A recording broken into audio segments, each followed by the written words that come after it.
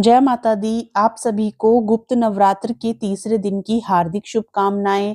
गुप्त नवरात्रि के तीसरे दिन में त्रिपुर सुंदरी माता की पूजा अर्चना की जाती है। मान्यता है कि यदि कोई व्यक्ति गुप्त नवरात्रि में सच्चे मन से मां त्रिपुर सुंदरी की आराधना करता है, मां के आशीर्वाद से उस व्यक्ति के जीवन की सभी परेशानियां दूर हो जाती हैं। गुप्त नवरात्रि के तीसरे दिन विशेष रूप से मां त्रिपुर सुंदरी की पूजा अर्चना करने का नियम है।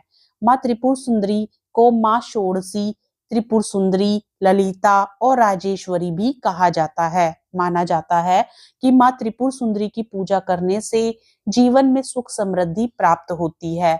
मां त्रिपुर सुंदरी को 10 महाविद्याओं में से तीसरी विद्या बताया गया है।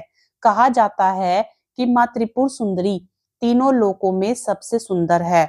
शास्त्रों के अनुसार इन्हें मां पार्वती की प्रतिनिधित्व करने वाली देवी माना जाता है। इन्हें तांत्रिक पार्वती भी कहा जाता है। मां त्रिपुर सुंदरी सभी कर्मों का बहुत शीघ्र फल प्रदान करने वाली देवी है। मां त्रिपुर सुंदरी 16 कलाओं से युक्त है और इनकी पूजा करने से सभी कर्मों का बहुत शीघ्र फल प्रदान करती हैं। गुप्त नवरात्र में मां त्रिपुर सुंदरी की पूजा करने के लिए सुबह ब्रह्म मुहूर्त में स्नान करके सफेद रंग के वस्त्र धारण कर लें। उसके बाद एक चौकी पर गंगा जल छिड़क कर उसे शुद्ध कर लें और उत्तर दिशा की ओर मुख करके बैठें। इसके बाद चौकी पर सफेद रंग का कपड़ा बिछाकर मां त्रिपुर सुंदरी की तस्वीर या मूर्ति को स्थापित करें। इसके बाद मां त्रिपुर सुंदरी को कुमकुम लगाएं और उन्हें अक्षत, फल, फूल चढ़ाएं। इसके बाद मां को दूध से बनी मिठाई या खीर का भोग लगाकर सच्चे मन से मां त्रिपुर सुंदरी की विधिवत पूजा अर्चना करें। साथ ही ओम ऐं ह्रीं श्रीं त्रिपुर सुंदरिये नमः मंत्र का 108 बार जप करें और कथा पढ़ने के बाद आरती करें। पूजा पूरी होने के बाद छोटी कन्याओं को प्रसाद दें।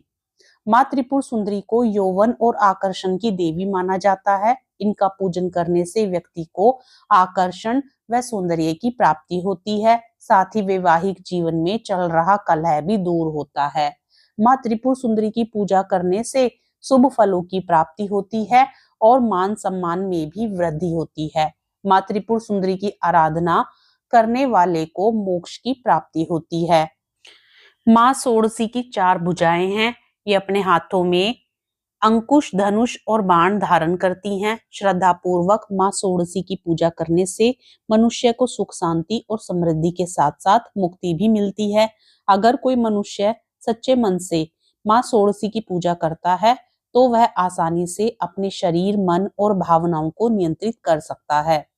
मां षोडशी की पूजा करने से पारिवारिक सुख और अनुकूल जीवन साथी भी प्राप्त होता है।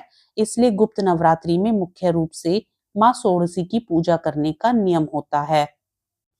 पौराणिक कथा के अनुसार जब भगवान शिव ने क्रोध के कारण कामदेव को अपना तीसरा नेत्र खोलकर भस्म कर दिया था, उस समय भगवान शिव के गणों ने उस भस्म को समेटकर उसे गीला करके एक सुंदर पुतला बनाया और भगवान शिव से कहा कि हे भगवान, इस पुतले में प्राण प्रतिष्ठा कर दीजिए। जिसके बाद भगवान शिव ने उस पुतले में प्राण प्रतिष्ठा कर दी। लेकिन वह भस्म से उत्पन्न होने के कारण उसमें से जो पुरुष उत्पन्न हुआ उसमें तमोगुण की अधिकता थी, जिसके बाद वह तीनों लोकों में हाहाकार मचाने लगा। उसने देवराज इंद्र के समान ही दूसरे स्वर्ग का निर्माण किया और स्वर्ग लोक पर भी आक्रमण कर दिया। जिसके बाद देवराज इंद्र देवर्षि नारद के पास गए। उपाय के रूप में नारद जी ने उन्हें आद्य शक्ति की विधिवत रक्त और मांस से पूजा करने के लिए कहा। देवराज इंद्र ने ऐसा ही किया, जिसके बाद देवी षोडशी का जन्म हुआ और उन्होंने उस असुर का वध कर दिया और देवताओं को वापस स्वर्ग लोक ला दिया। प्रेम से बोलिए मां त्रिपुर सुंदरी की जय। मां ललिता देवी की दूसरी कथा के अनुसार भगवान शंकर के हृदय में धारण करने वाली सती नेमिस में लिंग धारणी नाम से विख्यात हुई। देवी मां को ललिता देवी के नाम से पुकारा जाने लगा। एक अन्य कथा के अनुसार देवी की उत्पत्ति उस वक्त हुई जब भगवान द्वारा छोड़े गए चक्र से पाताल समाप्त होने लगा। यह स्थिति देखकर ऋषि मुनि घबरा जाते हैं। पृथ्वी लोक में पानी भरने लगता है। तब सभी ऋषि मुनि माँ ललिता देवी की उपासना करते हैं। उनकी प्रार्थना से प्रसन्न होकर माँ ललिता देवी प्रकट होती हैं और इस विनाशकारी चक्र को रोक देती हैं। फिर सृष्टि को नवजीवन मिलता है। देवी त्रिपुर सुंदरी शांत मुद्रा में लेटे हुए भगवान शिव की नाभि से निर्गत कमल आसन पर विराजमान है। चार भुजाओं में देवी के पास अंकुश, धनुष और बाण हैं। तीन नेत्रों से युक्त और मस्तक पर अर्धचंद्र को धारण करती हैं। मान्यता है कि मां त्रिपुर सुंदरी की पूजा अर्चना करने से भक्त की सभी मनोकामनाएं पूर्ण होती हैं। जय माता दी। आज की कथा आपको पसंद आई हो तो वीडियो को लाइक जरूर करें। चैनल पर यदि पहली बार आए हैं तो चैनल को सब्सक्राइब भी जरूर करें। वीडियो को ज्यादा से ज्यादा शेयर भी करें। जय माता दी।